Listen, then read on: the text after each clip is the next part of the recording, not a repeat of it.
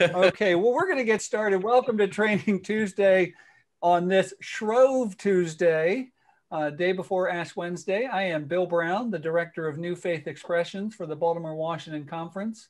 We're excited you're here this evening. We welcome, and I'll let our two main presenters introduce our guests tonight in a moment, but we want to welcome Paul Eichelberger, our conference treasurer and CFO, and Mo Batley, who is our facilities manager. And Paul Eichelberger has the distinct honor of being the #1 repeat presenter. I think you've been at many of our Training Tuesdays. Paul and his finance team have done a fabulous job helping our churches navigate this COVID pandemic as it relates to local church finances. So we're excited that he could be with us again this evening. And we're going to open with a word of prayer, then I'll give a little instruction and we'll kick it off. So if you would pray with me, please. Holy and gracious God, as we gather this evening, as we prepare to enter into a season of Lent, a time of repentance and introspection, we give you thanks that through all of these different seasons of life, you are present. And so be with us and be present with us tonight, O God, as we learn of new ways to keep our people and our places safe. We ask for your Spirit to be upon our presenters tonight and upon all of our participants so that we would gain new insight, wisdom, and understanding in the name of Jesus. Amen. As we get started, if you do have questions, the chat feature is disabled, so please ask your questions in the Q&A feature. And I also want to give a shout out to our conference lay leader, Dolores Martin. As of tonight, she has perfect attendance at every Training Tuesday. So you'll get a special award in the mail, I'm sure, Dolores, or just the knowledge that you've been at all of them. So Paul, I will turn off my camera and let you take it away. Okay, thank you, Bill. I appreciate everyone joining this evening. We do have a bit of a full program, but I want to start off briefly with two updates related to the finances of churches with PPP2 application and something rather new that we haven't covered on the webinars before, the employee retention credit. And then we'll get into the meat of the program. We'll introduce Brian and Mark, who are with us this evening. But I'd like to go through, as people are continuing to gather, to just do these two short updates. As you know from some of the previous webinars, I'm really promoting the Small Business Administration website as being an excellent resource for walking us through the PPP2 loans. Continues to be a good resource. I highly recommend that. In the local church consultations, I've shown down at the bottom of this slide both the emails for myself and Pierre. We continue to answer a lot of questions by email from churches. And if you're interested in doing a consultation, we continue to have that link available. That's also available on the website. The two updates that I want to really speak to, the first one is about the preschool only applications for PPP2. When we went through this back in January, I thought that this would be a possible yes and wanted churches to check with their lenders to see how that might be possible. And I want to update this a little bit tonight and just say that this is a little bit of an uncertain area for us for doing a preschool only application. So the best I can do is give you both sides of the discussion and allow you to then to have that conversation with your lenders. The answer might be yes for being a preschool only. Why would a church want to do a preschool only? They might want to do this because the donations and tithes and offerings that were coming into the church were not meeting. They were better than the 25% decline in gross receipts.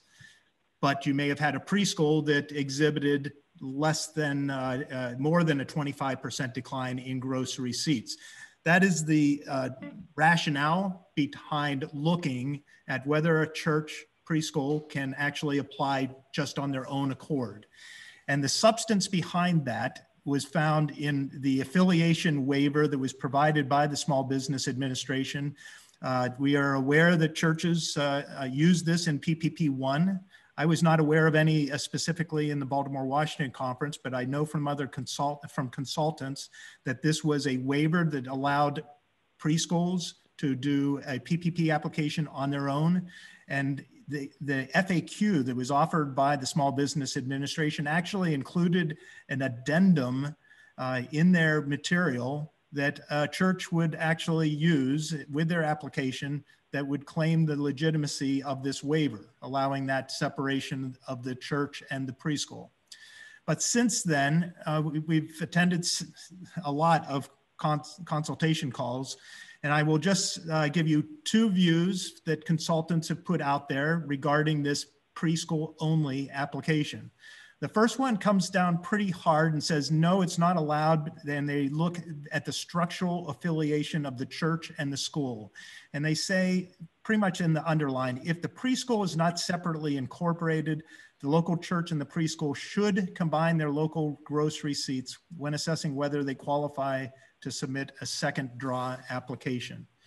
So they're looking at the incorporation of the school. And if the school is incorporated separately, then you can consider this separate application for PPP2 on the preschool merits. And in that statement, that consultant also said, it is not sufficient support to justify an independent preschool only application simply because the preschool has their own operating budget, operating board, manages their own budget, operates their own payroll and banking relationships, and they might even have their own EIN. Okay, so that one consultant's primarily looking at the separate incorporation.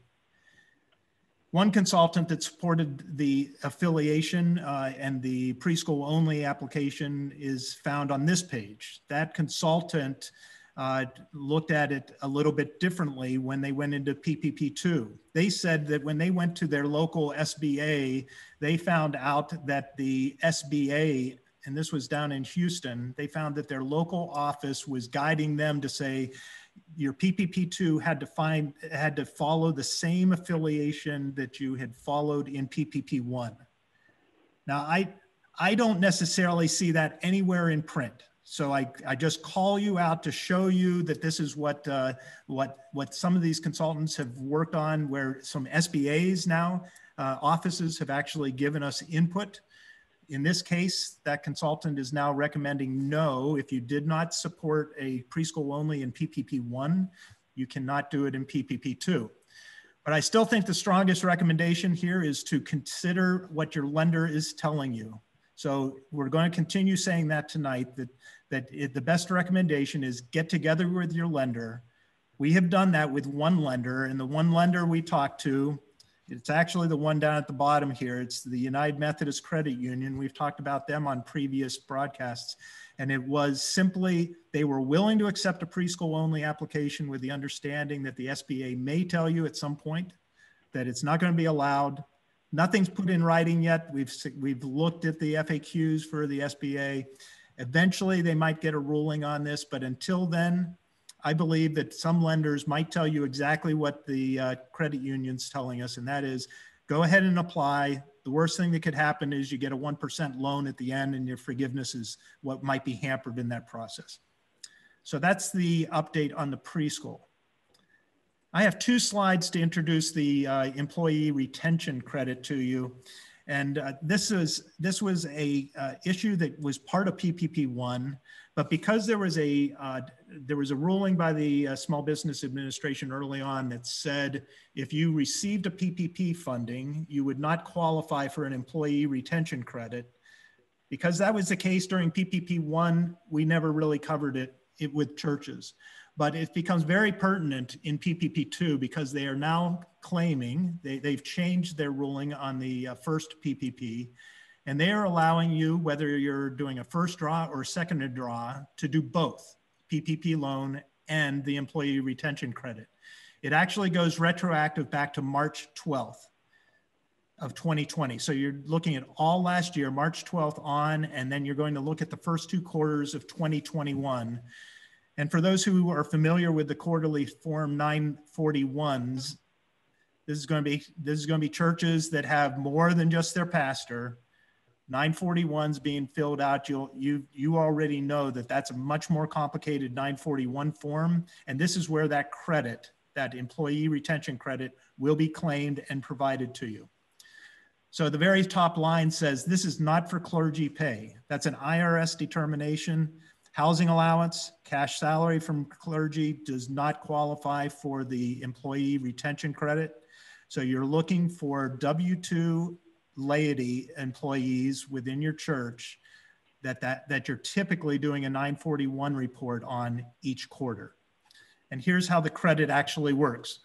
For those periods of time in which you're looking at 2021, you have to qualify. So the next slide is going to tell you that you're eligible to apply. But I'm going to tell you that for churches, you're all eligible if the local government or the state government told you that you had to stop meeting in person, and that's true for all of our churches in Baltimore-Washington, then you do qualify to take a look at this employee retention credit. And now the amount of it is up to $7,000 per employee per quarter. So because it's going to be 2 quarters in 2021, that's up to $14,000.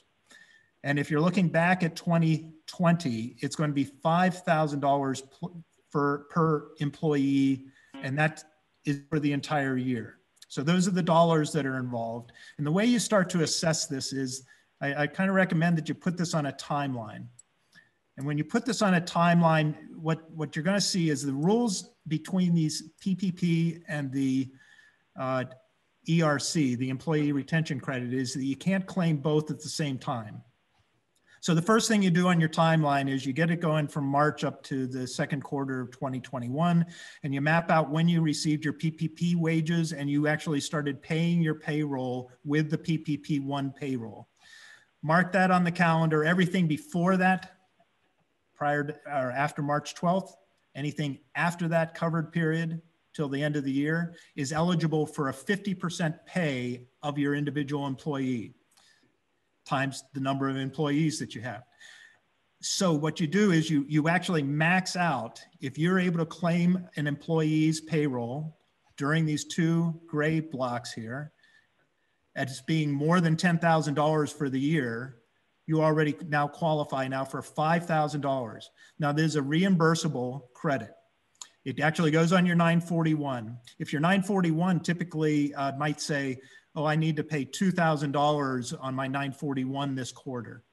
If you actually had 1 employee and they had a calculated $5,000 employee credit for last year, what that would actually look like is you'd claim the $5,000 credit on your 941. You know that quarter you were actually going to pay $2,000. The government actually sends back to your church $3,000. That's the refundable nature to it. It doesn't have to wait until you get enough credits in order to receive that, that total amount. There's $5,000 per employee for the entire year. Now, when you do it for this next year, 2021, it's going to be very tricky because it's going to overlap. It's really going to be hard to get 2 complete quarters in because of the PPP-2 funding that you get in place. But nonetheless, you might have definitely this gray block at the beginning of the year. The credit for this year is 70% of an employee's wages, up to $10,000 per quarter. So if you can get any time in the second quarter, you might get a little bit more in the second quarter. So just know that the maximum would be $14,000 per employee. It matches up with your, it has to match up with your PPP-2. You no longer have this rule that says you can't do both. They just can't happen at the same time. And I just hope that churches really take advantage of this program. A lot of resources on this page. It's a complicated process. You might need some professional consultation to be able to complete the forms. There were 2 eligibility tests. One is that shutdown test for churches. I believe that we would all qualify for that. Now at the Mission Center, I don't think we would be doing the shutdown test. We just simply chose to work telecommute. And so we would be looking at the gross receipts test. Gross receipts test is similar to what we've done now with PPP-2. To qualify to do your credits in 2020, you needed to validate a gross receipts reduction of 50%. That caused a lot of small business the inability to participate in 2020. That has now been reduced to 20%. If you show a gross receipts reduction of at least 20% in 2021, you will qualify to be able to do the employee retention credit. There's a WestPath document that's out that was put out last week by WestPath. There's a couple good videos. One of them looks to how do you optimize this PPP and the employee retention credit. And the third one is a little bit of how to fill out that 941. So it's a little complicated. A lot of good instructions out there.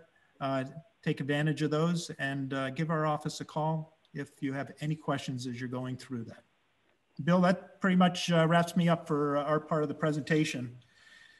Are there any questions that we might take before we hear from Brian and Mark? We just have two questions, Paul, but real quick for those who are wondering, I've put all of the links Paul referenced in the chat, so you can go into the chat and copy those links out. We're also recording tonight's presentation, and the slides will be made available when we post the recording later this week. So the two questions are, somebody has, well, actually, we'll get to that question later in the presentation about something they've already done. So if a church combines their church and their preschool to apply for PPP2, can they only ask for enough money for 2.5 times their preschool monthly payroll? Well, that's interesting. So if you apply together, you're going to have to do your forgiveness calculation together, and you also need to validate your gross receipts for PPP2. You'll have to do that together. So Bill, I'm assuming that church is capable of showing the 25% reduction on an all-in church plus preschool. If you're able to prove it out as an all-in, I don't know why you'd reduce the amount of payroll that you're going to justify your monthly payroll costs. You can certainly always underclaim your payroll costs. I know some churches who have done that, maybe in error.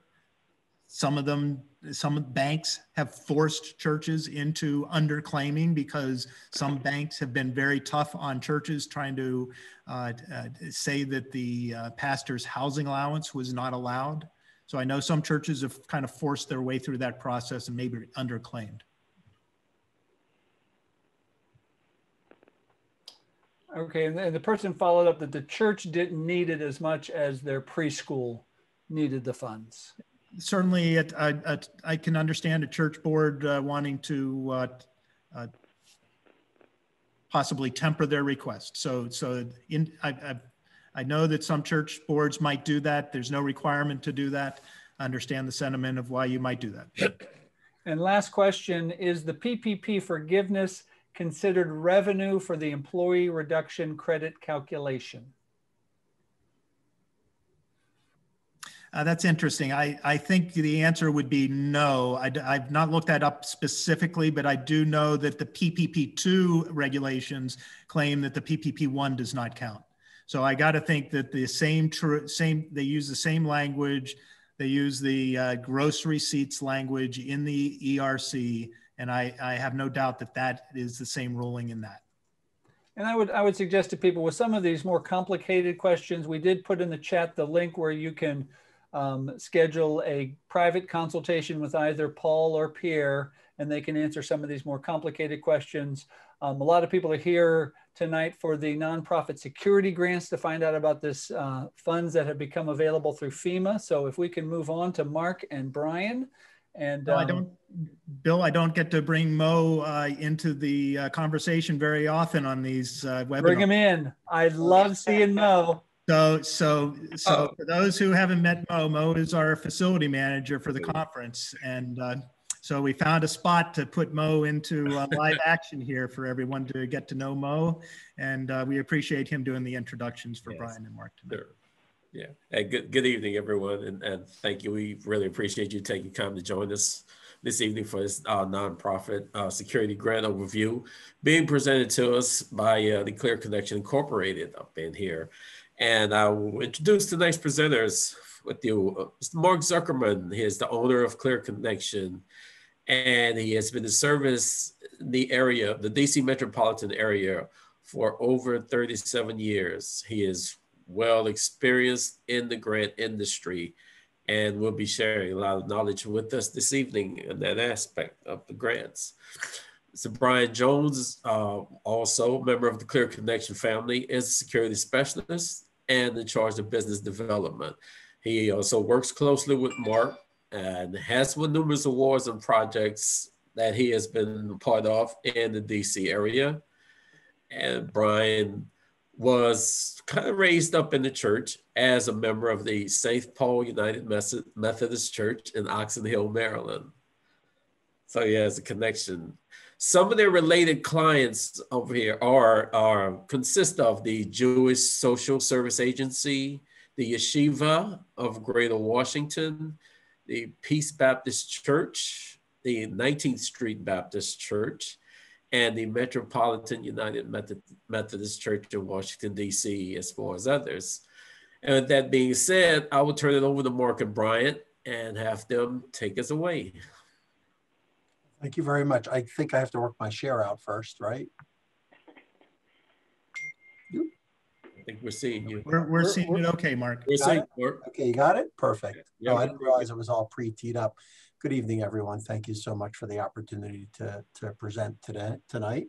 We're here to talk about security.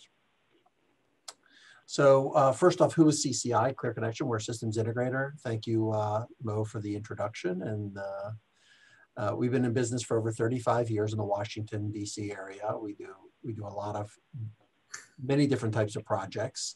And in terms of the NSGP grant program, we have over 10 years of experience, and we're probably the largest vendor in that program.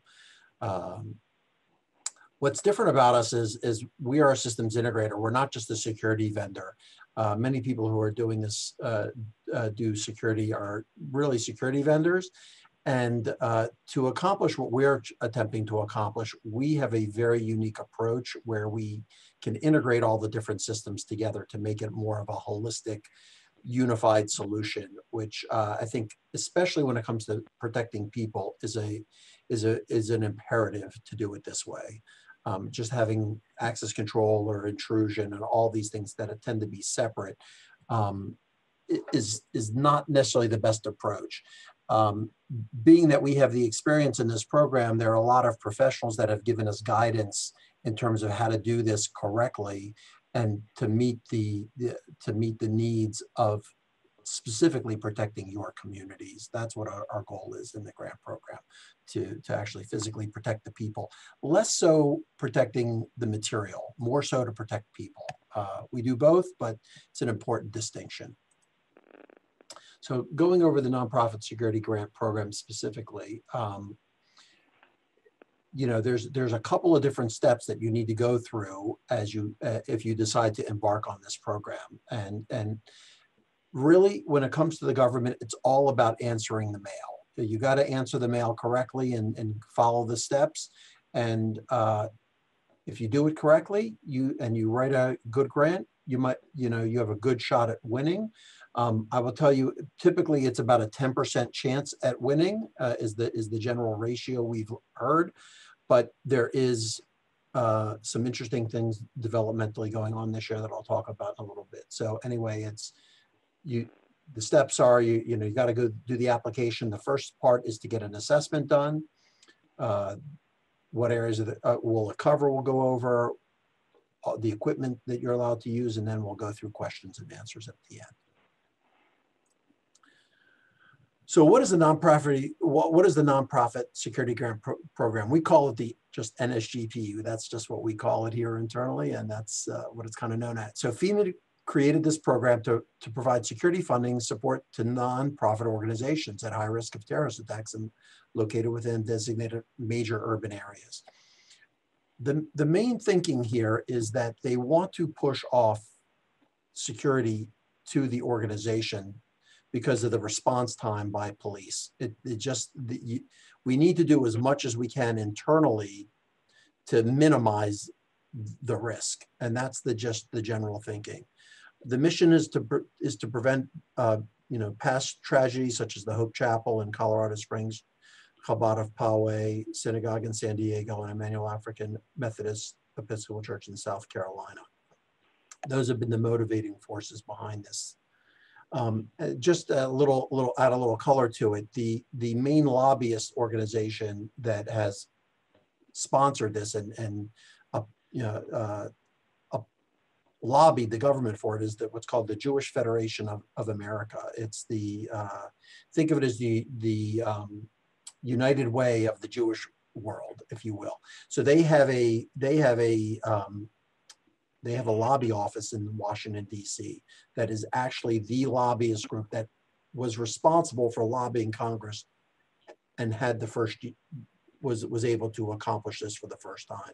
They happen to be a client of ours as well, actually. So we do their offices. So this is kind of close to us. So we're kind of near and dear to the whole group that does this, that applied for it and started this 10 years ago.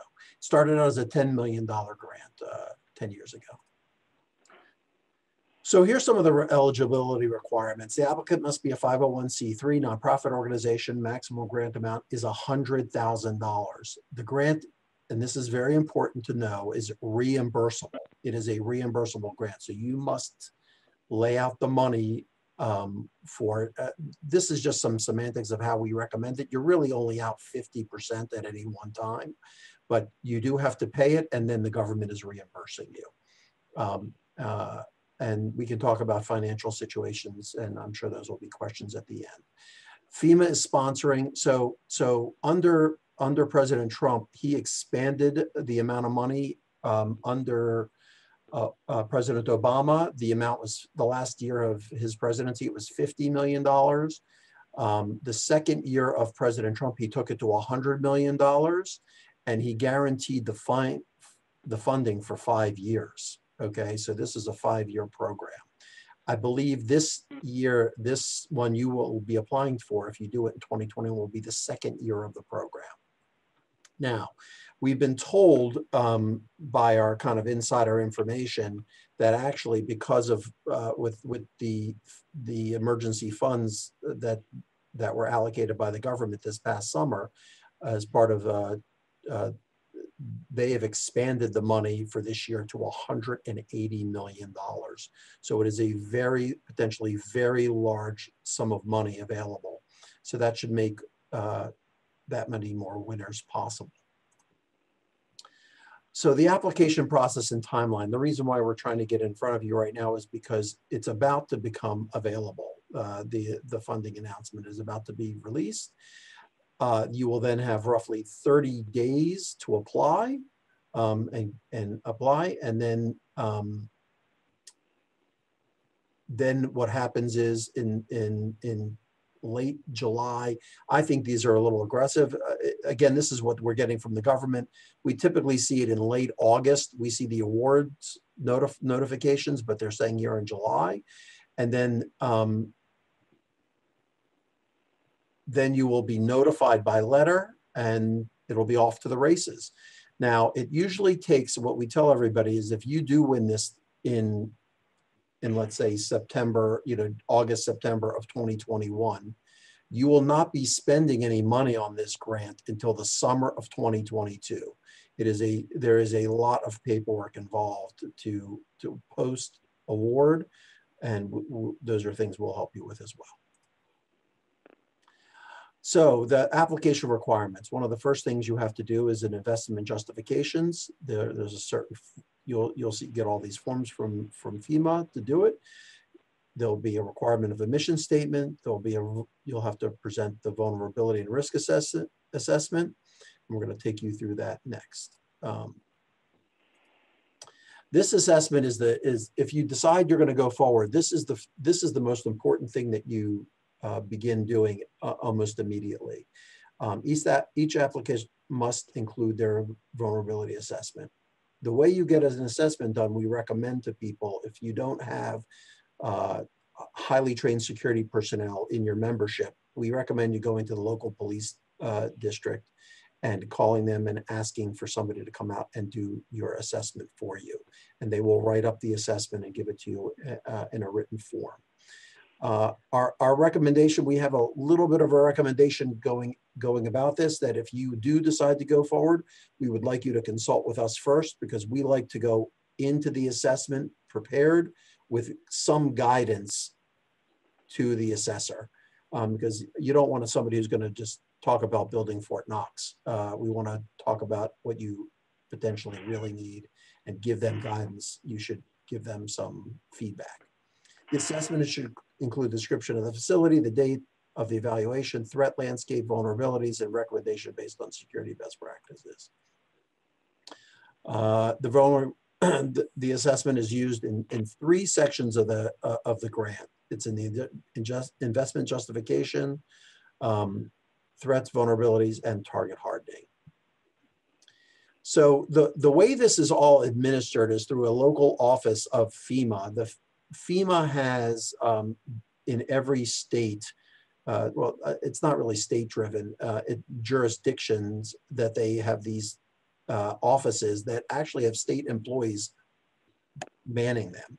So there is a person in Baltimore and there's a person in DC that actually works for the DC government or works for the Maryland government that administer the grant for FEMA out of those offices, depending upon where you're applying. So it's very important to know how to do the application. And this is where we find a lot of problems for the grantees. It's important to understand how the government works, and understanding these things are what we call AEL codes. And we gave you the relevant link here to find them. What we always recommend to people is to limit the number of AEL codes that you use. We find that there are some people who put in, they'll put in 30 line items on this grant. We recommend no more than 4 or 5 if you can control it, and then put everything underneath those budgets. And we'll show you what that looks like momentarily. So from our experience and dealing with the professionals who are doing these assessments, it's always recommended, and this is going to be counterintuitive to some people, but it's always recommended to control access first. The first thing we always do is we want to slow down any perpetrator and keep them out. And that's where we usually focus. We then, if we are breached, our next step is to notify everybody that something is going on. The final piece is really the video piece. It's not first, it's last, because really we're going to assess what happened afterwards. It really is very hard to use video to stop an event from occurring as it's happening. Okay. It just so happens there are video things that we are doing that go against that, but that's only after you've been breached. If they would have had eyes, for example, in the situation in Pittsburgh, in Squirrel Hill, in that situation, the congregants, all the healthy congregants got out in time and were not injured. Only the infirmed who could not be moved quickly were the ones left behind. And then the biggest problem was getting in the building, and video would have been helpful if they could have had video into the building while the guy was holed up inside the structure.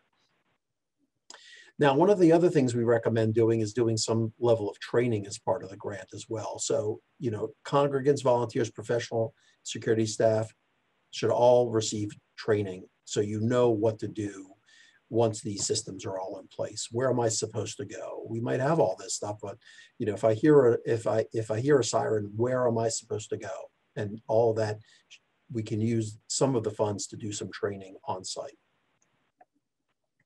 You can also use the grant these days for, this is relatively new, it's only in the last year that you can use the grant to cover the cost of hiring additional security personnel.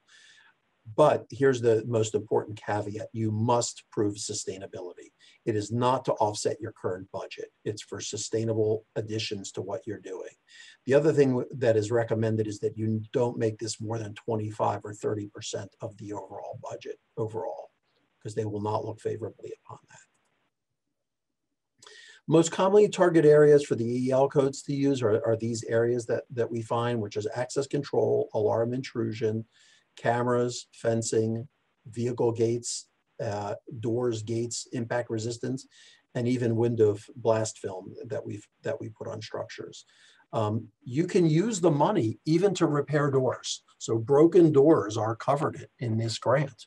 So if you have doors that need to be repaired, that can be covered as part of your security profile.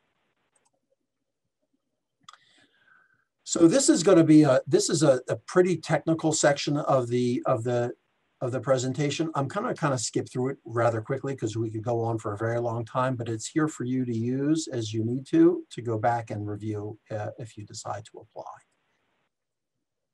So there's an investment justification section. We tell you what the scoring is. It's 40 points of the scoring out of your 100 points. Then there's background, risks, target hardening, milestones, project management, and impact. These all are how you're graded. There's some things that are not graded as well. So you need your DUNS number. We recommend you try to pull all this paperwork together as quickly as you can. Background section, there's just different points. We're just showing you what the forms look like. 12 points risk section. Investment justification, which is 12 points. Okay. This is very kind of important, this whole threat situation. So a lot of times people have a hard time finding what to use for threats. And you really have to kind of draw on your whole community.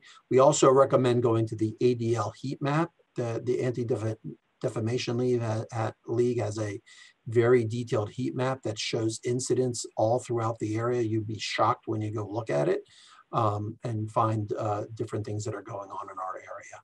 You can also call your local police district and they should know if there's anything going on in your area as well. But you focus on threats, crimes, or incidents against the facility, congregation, or church leaders. Brian and I are currently working on a church right now in Virginia that has had specific bomb threats. So they want to reassess everything that they're doing. A very large church. They have over 10,000 members, so it's a very big institution. Vulnerability is another important area. So, we encourage only highlighted areas you are requesting funding for. Don't go into don't talk about things that you're really not going to get funded. So focus, I would say, access control, video, intrusion, and those areas currently, we have clients that are winning multiple times in multiple years. So they might start out by doing the core building, and then all of a sudden, they win a second year, they'll do the perimeter fencing around the whole perimeter. So we have people expanding out. I'm going to kind of skip over this target hardening for 14 points.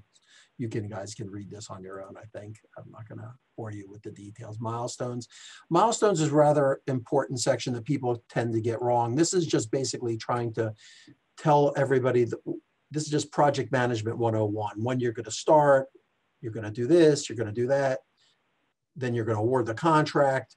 And you're going to implement it, then you're going to train on it. So you kind of want to step people through the logical process of how a project would go. These are things we can help you with as well.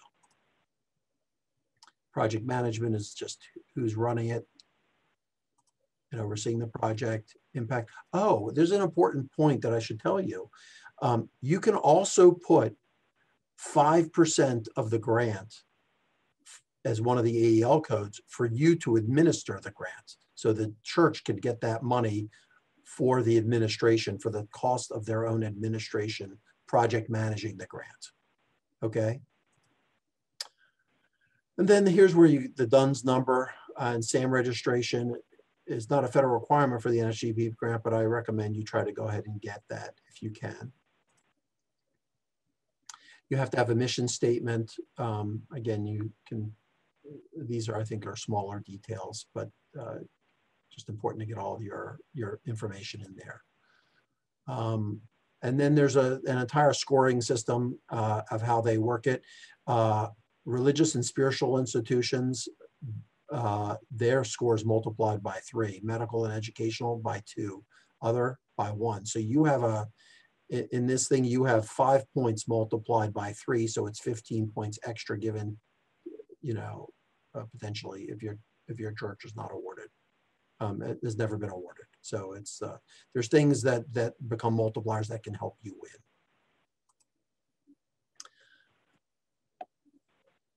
Other grants and just the general thinking here is that people, many of the people that we're meeting with are unaware of how much money there actually is out there in these kinds of programs. So what we recommend is really taking a dive on this and trying, because applying for the NSGP will begin you in this process. It will help you build your document, your library of documents that are required for these grants. It is very repetitive. We like to call this like the on-ramp for the grant process. And then we can help introduce you to some other grants we know about that are in Maryland and Virginia that are also very interesting for both schools and religious institutions. We have clients that are managing multiple grants simultaneously and helping to fund all these different projects that they have going on. And it's exciting to be able to build the security. It's a shame, but it's exciting at the same time that we're building the security to protect the community as a whole. So we'll work together with you to help you, bring you to other opportunities and grants. So like there's the Catholic Church in Glen Burnie, we showed him the Maryland grant, a Maryland grant that he wanted, and then we showed him the federal grant that he wanted. And so now he's able to do all of the projects that he needed to do because they have a school and a church all in the same facility. So it's quite exciting for him to be able to do both programs. And now it's just question and answer. Now, Brian is answering a couple of questions that have come in, but I'm going to ask them while he's typing. We'll see who can be faster, Brian or Mark. So somebody has added security cameras in the last 3 months while their church was closed for the pandemic. Can they apply for funds for those recent security upgrades, or does it need to be new? It must be new. They are really sticklers about this. You cannot reimburse yourself for anything until you are 100% through their program. So we have people who got awarded the grant last summer. Okay, we have actually a school that got awarded the grant last summer and did that project in that summer. And now they're having to move all the funds to do something else. And luckily we're getting permission right now. We're navigating that for them right now to do that. But yes, you cannot reimburse for $1 spent prior to the final step, which is what's called EHP approval, which is usually 6 to 9 months after you've been awarded. Okay, now our annual conference covers most of the state of Maryland. It covers the District of Columbia, and we also have a bit of the eastern panhandle of West Virginia. Does this grant cover our West Virginia siblings? Yes. So what you need to do is you need to contact the FEMA office and find out. There are 2 major jurisdictions for the grant. One is what I call like the NFL cities, which is like Baltimore-Washington, Chicago, those areas, major metropolitan areas, New York. And then there's a rural part to the grant. So pretty much any place in the U.S. is covered. The entire U.S. is covered. It's just about how much funds are available based on where you're located. So rural is less funded, but you might almost have a better chance of winning in that because of the less competition, if you can make the right case. Okay, now somebody has asked, can the grant be used to add to an existing system? So if someone has an existing system, but they want to add new equipment to it, can they use the grant for that? Absolutely. It can be used all day for you. You guys, the client makes the decision on what they're going to spend it on. So let's say you have a 3-door access control system and you want to go to an 8-door access control system. Absolutely. Or let's say you've got a 5-camera system and you want to go to a 30-camera system. Absolutely expand. And now if a church has had a recent incident of a break-in, and I'll just read the question. For a church that has had a recent incident and break-in during worship that required police response and an arrest, are those churches with recent events weighted and considered differently? I would say they are, actually. I would say you are, but you have to make that case in your application. So it's all about getting, you saw the weighting, you have to make the right case in the application. And I absolutely would be applying in that situation. Now, that situation, if you had an arrested person, you know, so we have strategies and solutions around all of this type of stuff. Like we're doing lockdown on sanctuaries now and panic alarms with mobile panic buttons. We have greeters outside of doors that are wearing mobile panic buttons. So there's all this defense that we're doing to help protect facilities that are having these kinds of problems. It's terrible.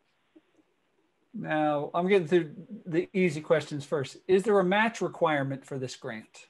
No match required.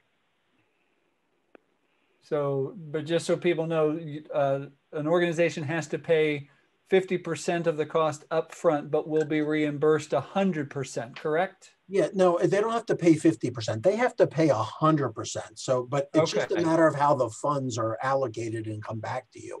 The client is paying 100% and they are getting reimbursed 100%. Perfect. It's just a matter of the timing of the funds. That's what that slide was dealing with. And then if Bill, I hope go ahead, Paul. Let me go ahead and add in there. So we talked a little bit, and Brian and Mark, you said you might know by August of this year, and then you don't have to put any money up yet. The money starts flowing. I think I picked up next summer is when the project might actually start, right? Because of all the paperwork ahead of time. Yes. When would be the first chance that you'd really have to make a payment into the system? So the way it works is that you contract with your vendor for whatever your vendor's requirements are. But what you want to do is you want to give them 50% because you're immediately going back to the government for that money. That's what we're trying to explain. So when you're released, your EHP becomes approved, it's called an environmental historic plan is the final step in this process. When your EHP gets approved, you can then write the check. Okay, you write the check to your vendor gives you a receipt. And then you take your canceled check and the receipt and you apply to the government for reimbursement. That could be as early as September of this year. No. You're not going to have your EHP approved till the summer of 2022. Okay. So that's the summer of 2022 is when you get that notice. Okay. But you'll know in September. I've had them happen 3 months, 4 months afterwards, but the government, it's no longer happening that fast. I'm just trying to be realistic in terms of. But you'll know in September that you're heading into that type of an obligation, right? Yes. Here's what I'd like to guide the churches. If you think that upfront money is going to be a challenge for your congregation, I want the conference trustees to help you through that process. So getting an application in for a short-term loan with the conference would be a good way to navigate that through so that it's not an obstacle. Mark and Brian have both shared stories about congregations that won awards and then turned them down because of this cash flow issue. I just want you to know that with the conference churches, we should be able to help you navigate through that. Another question, if a school is separately incorporated from the church, but they share the same property. So if a church is leasing out to a school or separately incorporated, can they do one security grant application? Yeah, we usually recommend that the real estate facility is applying for the grant as a single entity. That's how it usually goes. So here's the big question, and I'll let you answer it if you want. What kind of charge does CCI have for their services, and how is that figured into the grant?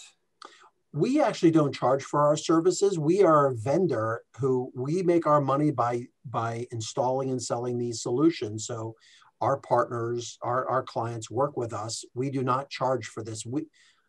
as a separate fee. We don't charge for it, and I can tell you that we are competitively priced on any project. We are not losing our business because we're not competitive. We are competitive, but at the same time, we have this added benefit of knowing how to navigate these grants. And this part of the application, this is only a small percentage of what's involved in these grants. The next two hurdles after you win it are actually more time consuming than the application for the grant itself. So I do recommend you putting in that fee if you can for the project management, because you will earn it for the $5,000, whoever is administering this for the church. But we do not charge a specific fee for it. And if need be, I also have grant writers and other people that we can bring to bear. Now those people charge fees to do that work.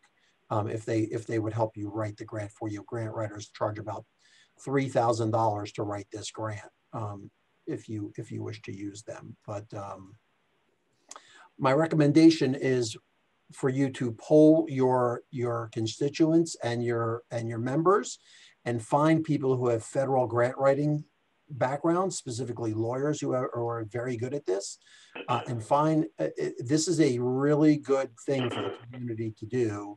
And you'll find that you have members that have specific experience with some of this, and they can assist you with writing a winning grant. And then you've built a template to go forward on. Now, if they work with you on the grant application, can a church choose a different vendor, or is the understanding if somebody works with you, they're choosing you as their vendor? How does that work out, Mark? Well, I mean, obviously, it is the government says to all the participants that they are required to get 3 bids. Okay. Most of our clients these days don't get 3 bids. Nobody's got the time or the energy and to do it. But you are free to get multiple bids. We're not going to dissuade you. We're happy to compete. We're very fair and reasonable in our pricing, but we're used to competing but nobody's going to bring the value we bring at the end of the day, because winning the grant is only the first part. The next 2 steps are actually more challenging than the grant itself with the admin side. So, and we're navigating that every day for people on the paperwork. So it's quite challenging, the deliverables after the grant is awarded. Now here's an interesting twist on a question. Sure. Are security measures for internet online security eligible to be included in the grant, or is it only building and property security? That's a very good question. So it just so happens that this is electronic physical security that you are doing. But one of the other secrets of our sauce that we're different with is we are actually an IT vendor. So everything we're building on top of the network. So we are usually putting in a brand new network and brand new Wi-Fi as part of the grant. And the firewall can be part of that scenario. So we build that every day onto our solutions that we do. Other security vendors really don't know how to build a firewall and do all there's certain specific steps required on building a proper network. That is our expertise in what we build every day. So yes, you can accomplish it. It's just a matter of having a vendor who knows how to navigate that for you. Here's a question for you, Paul. In the slide, one of the slides says that the funding announcement will be available on February 14th. Is that something that we can get on our conference website? Brian, I've been looking at the FEMA, looking for the announcement. But I didn't check it the last couple of days since I saw the February 14th date. What do we know about that? Because I agree, I think we can probably post the FEMA. Yeah, Paul, I looked at that too. I took the average of the past 2 years, and that was the same date, the 14th. So I just assumed that 3 years in a row would be the same day. So I'm looking, and once I see that a date has been posted, I'll let everyone know. And it'd be good to get the word out there. And Bill, I think we actually incorporated that link into the announcement for the webinar. perfect. So go back when we make the slides available. If you go back to your registration, you can also find that information. Another question is, can lighting be included? Absolutely. Perimeter lighting is always recommended as part of the thing to dissuade attacks. So yes, lighting is one of the AEL codes that I would recommend. You're getting some good questions. How long, in your experience, because I'm sure it changes, how long does it usually take FEMA to reimburse? One person's experience is that government agencies have been slow to respond. So what we're seeing is roughly 60 days, I would say, on average, 60 days. But again, we're not the ones receiving it, so we never really see what happens. The thing is, we know exactly what's going on and exactly what paperwork to provide our clients. So a lot of times what happens is the vendors don't know what they're doing and don't have the right paperwork and the right billing. So it's a matter of our bill, we know what to put on there, you know, what it needs to look like when we give it to you. So when you're you're going to have a winning submission instead of there being a lot of questions coming back to you. What's wrong with the paperwork, you know, and get it redone. And also, too, when it comes down to, let's say someone were to win, the SSA give a sample of an invoice that's itemized. It has our company logo. Do you work with West Virginia churches, Mark and Brian? Yeah, we can. I mean, you know, it's going to depend upon the size of the project, but yes, that would not necessarily be a problem. Yes, we will travel for it. If a church's IT network wiring is old, can the costs involved with updating to support the security be included as part of the grant? Yes, so that's all going to be, yes, I would say the answer is yes, but we have to manage that correctly. We can't just randomly rewire things that are not related to the grant, if that makes sense. So we might have to say, oh, you need a new computer at this desk to view the video. So that computer is going to get new wiring. That's how we package it. We can't just rewire a building for a non-grant purpose, if that makes sense. Now we have one of my colleagues is maybe getting onto a smart point. Do you have any samples of winning grants that people could look at to get ideas for what a winning grant looks like? Yes, so we are happy to share the template, but again, once the main thing is figuring out who wants to apply and go forward, we can then start to work through some of those details. You can contact Brian and we'll get those things set up. The first step is first.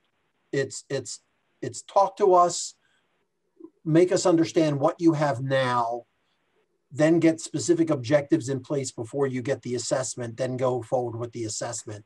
And while all that's going on, it's starting to pull the documentation together, and we'll give you some boilerplate that can help you with the application so you can see what has been proposed.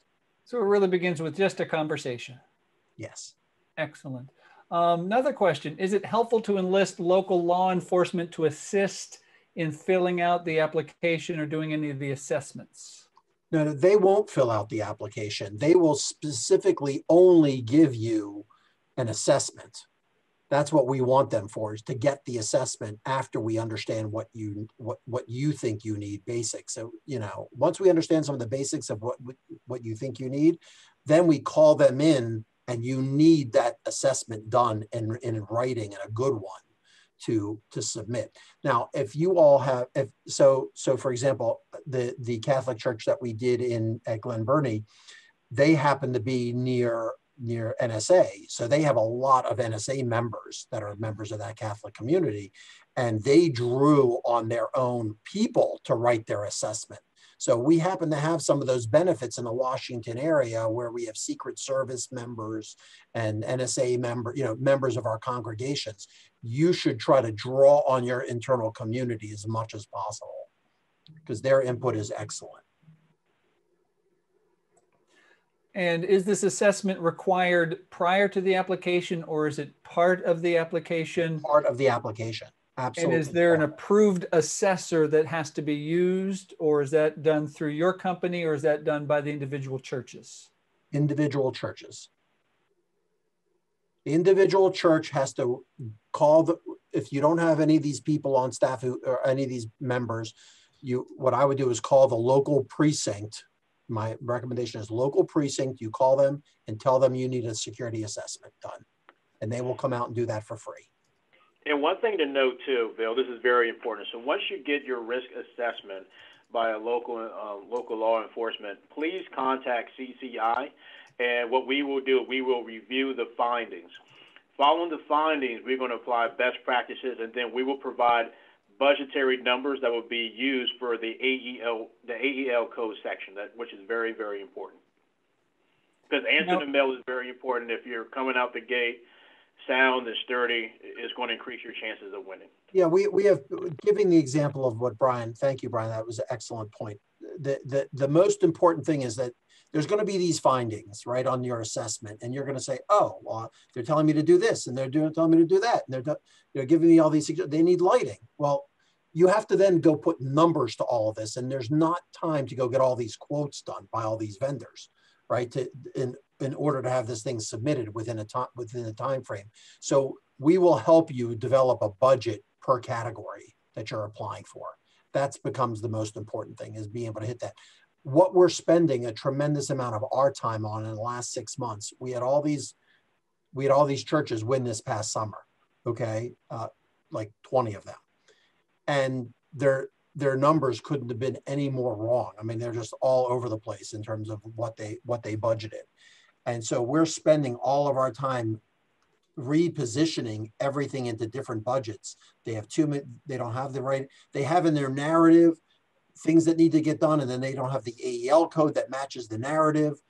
And we're having to help them manage this relationship with the government and smooth it over. We're working on like 10 of these right now as we speak, I would say, to get them realigned correctly. So it's always best, this is much smoother, and why we're being proactive here is it's much smoother if we go in well-oiled and kind of well-defined in each of these things that we're attempting to do. You still have time to change it, by the way. So not to say that after the fact you can't make adjustments. It just becomes more work, and that's what you need to realize. That's the point. To realign the government is not an easy thing. It's doing Maryland grants is easy compared to this federal stuff. So. And what's the largest church you've worked for and the smallest church you've worked for?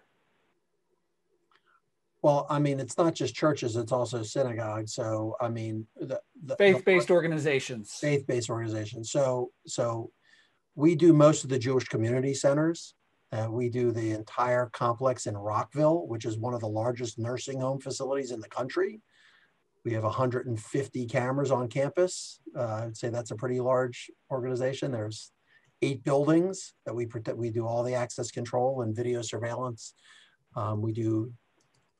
That's just one. We do Metropolitan Memorial, which is 3 one really large church and then 2 smaller sites. For them, we do all 3 of their sites for access control and video surveillance. And how soon, someone is saying that they had an assessment performed by the local police department in May of 2020. Would they need to have another one? That might be good.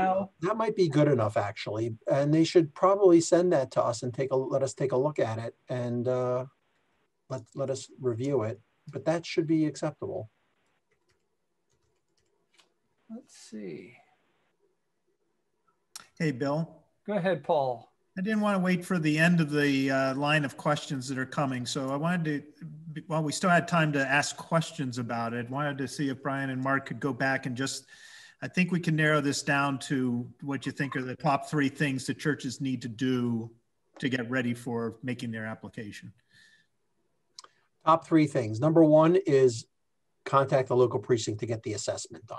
Okay, because that can sometimes be, getting that coordinated, especially with the weather these days, can be arduous. Number 2, I would say, is reach out to your community and find out anybody who might be members who can help you.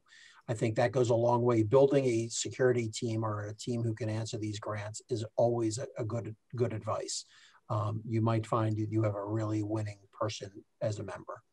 And then third is getting in touch with us as soon as you have all that together so we can help you navigate this correctly for a winning submission. Just so I heard what I didn't hear calling vendors to get quotes. I think that's, yeah, that is this step, not one of the first 3 things you do. Yeah, I mean, you know, look, in full disclosure, the government actually has this backwards. Okay, you really should start out with the assessment followed by the quotes, but there just is, most people don't have time with this 30-day cycle to do that. So what we don't do quotes quickly like that for our clients either. We give them the budget to know how to apply, because we can give you a very concise budget by category and come very close to what it's going to be. Here's what's important. Let me clarify this for you. You might win $40,000 for cameras and $30,000 for access and $15,000 for intrusion and $5,000 for, let's say, administration fees. Once you've won those categories and that amount of money per category, you can change the dollars by the bucket. What you can't do is add a bucket you didn't win, okay? So the dollars per bucket are less important than actually having the bucket itself, if that makes sense, the AEL code. So that's why I'm explaining it that way. So that's why the actual quotes are not critical. The important thing is to have an expert who can give you a good budget, tell you what to budget on that regard, you know, because you might look up on the internet, oh, an IP camera is $50, and you put in, you know, 10 times 50 is $500. Well, you're never going to get a camera system put in for $500 because most of it's a labor and the cabling that are involved. So we can give you the target budget by category once we see and work through the assessment with you. Very good. And did I also hear in our conversations, Brian, a small church should be thinking a $100,000 grant is certainly capable of being used by a small church just as much as a large church. A large church should be looking at multiple years of activity. A small church might be able to do 1 year of activity. Is that a fair approach? Yeah, that's fair. We actually, Mark and I, we just did a proposal for a church that won $100,000, and I want to say, Mark, our quote was at $48,000. And the guy's like, "What else can I buy?" I'm like, "That's it." No, we usually recommend, if you're going to win, apply. You should apply for the whole amount. Our recommendation to everybody is apply for $100,000. Okay, because if you're going to win, because you make the case, you're going to win the whole amount. We have a lot of people that have won lesser amounts, and then they end up upset because then they realize, oh, well, I needed all this other stuff.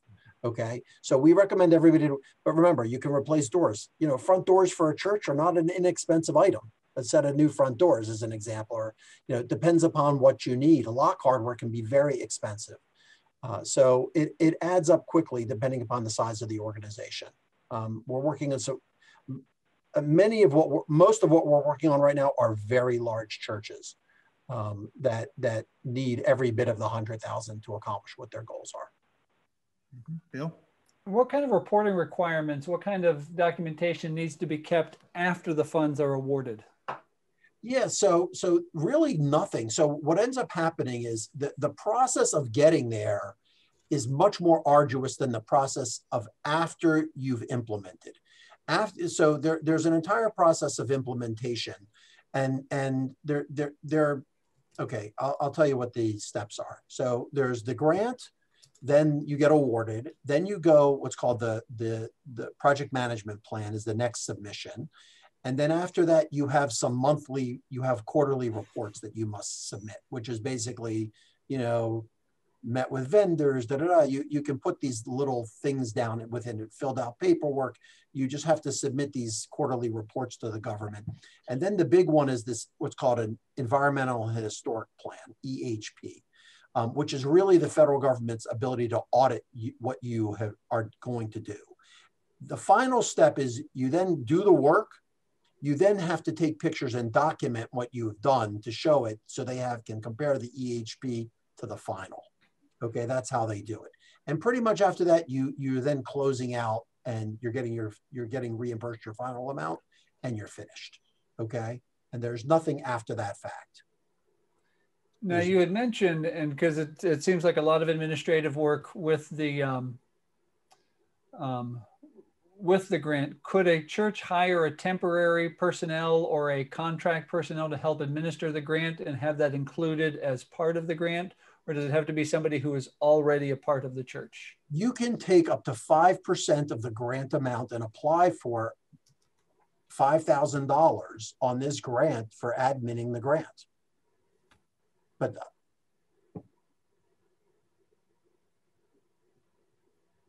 that make sense? That makes sense. Somebody asked a follow-up question about, based on your answer, asked a follow-up question. If they get approved for $5,000, can they move money around and spend more? No. You have to spend exactly what you budgeted for each area.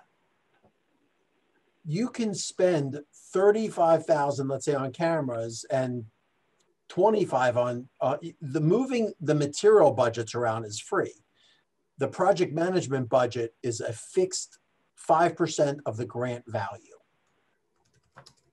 So you no can't move, ability to move that around at all. That's what they were asking. So, what about physical things? So you mentioned doors. What about if they need to replace broken windows or windows that are security hazards at this point? A church yes, can include absolutely. that as well? If you're doing a church in DC, we're changing all of their front windows. Excellent. I'm just going through. I think we got a minute. How about let's say you've installed a system, who monitors those systems? So good question. So we use the largest monitoring company in the country. It's called COPS Monitoring. They actually monitor Google. They have 6 sites. One of their sites is in Owings Mill, and it's actually in Hunt Valley, Maryland, but they have 6 sites nationally. So we use a third-party monitoring. We do all of our own install. We do all of our own service work on our products, but we use a third-party monitoring company that monitors for us, okay, specifically, and our clients. That's alarm monitoring. Now, when you're looking at buildings, can you look at buildings that are all on a campus together? So for example, if a church on their property has an education building that's not attached to the church building and has a parsonage that's not attached to anything, can those 3 buildings be included under one grant?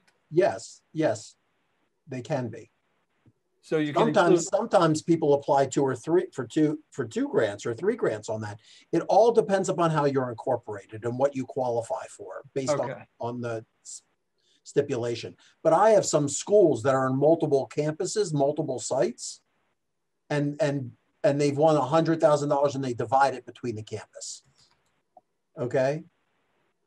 So as a follow-up to that, it could also include the church-owned home where the pastor lives. Absolutely. It can. Absolutely. Well, I think... Bill, do I remember seeing a question about a 501c3 status? We had several questions about the 501c3, if a church needed to get those, and I answered what I knew about GCFNA's group ruling, but I also suggested people reach out to you, Paul. Thank you. I don't want that to be an obstacle. All churches are already 501c3s. Right. And there's a process that you can get the documentation, and it's very simple that GCFNA provides. And that would be General Counsel on Finance and Administration if you don't know all the buzz lingo for the United Methodist Church yet. So we have, Paul, Bill, one last point. We have a school, as an example, that has there are 2 schools occupying the same building. Okay. 2 different incorporations, both of them one. Excellent. Okay, as an example. I am just checking through, and I think Oh, here's a good question because I have no idea even what it means. What is UASI designation and how do you get it? I have no idea. Okay. Somebody had to have read that someplace. It's on, it was on one of the slides. Okay. I saw it myself. I was confused. Oh no, I thought it was on slide 26, but maybe I'm wrong. Thanks, Kelvin. Okay, I can't find it. So we stumped you, Mark. I just told our question that they stumped the presenter, but he did, the question asker, and I won't throw anybody under the bus, did say you mentioned it earlier in the slides. I will tell you one thing, gentlemen, about our Training Tuesday participants. They are sharp. They see everything. They hear everything. They may even see and hear things you haven't written or said, but they'll ask about them. So, oh, somebody even answered it for you. It's the Urban Area Security Initiative. It's a program that assists high-threat, high-density urban areas in efforts to build and sustain the capabilities necessary to prevent, protect, assist against, mitigate, respond to, and recover from acts of terrorism. Thank you. So, I knew the answer. I just wanted to be quiet. I wanted to see. Thanks, Brian. And sharp group. Well, sharp group. We even have somebody who's dropped the link in my Q&A, and I'm going to drop the link from Homeland Security about that program. As I said, we've got sharp people who pay attention to what's going on. And yes, again, the slides will be available. Those are all the questions that we really need to get to, gentlemen. Thank you so much for being so thorough, for dealing with a lot of our questions, some of them very specific and some more general. We appreciate you spending the evening with us, and for all of our participants for just taking the time, particularly right before one of our high holy days. That's tomorrow night with Ash Wednesday coming up. I'm going to give Paul a heads up because I'm going to ask Paul to close us in prayer. But before I put Paul on the spot to do that, I want to let everybody know about our next Training Tuesday. It's going to be next Tuesday, February 23rd at 7 o'clock. You can find registration information on the conference website under Training Tuesday. It's going to be dealing with how to manage conflict. And I know, I'm sure none of our local churches have any conflict, but just in case you do, the Reverend Dr. Karen Walker is going to be with us next Tuesday evening at 7 o'clock with a presentation about managing the storms of conflict. Managing Conflict in a Sea of Change is the title of our presentation. So join us next week, and you can register for that on the conference website. With that, Paul, I would love it if you would close us in prayer tonight.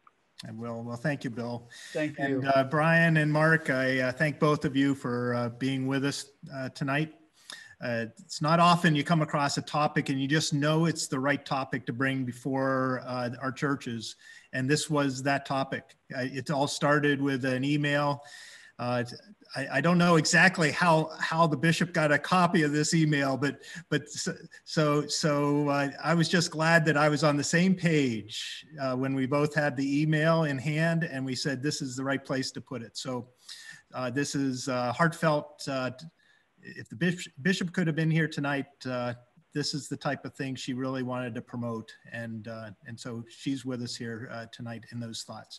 I thank all those trustees and finance folks at our churches who have joined us, spending the evening with us. Let's go ahead and bow in a word of prayer.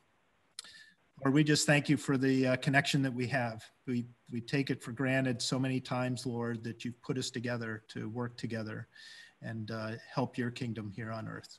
And so we just thank you for the ability to bring Mark and Brian into our midst, helping us to follow that path. And we just ask that you continue to bless us during this COVID season, be with all of our loved ones, help protect us, help us to have courage.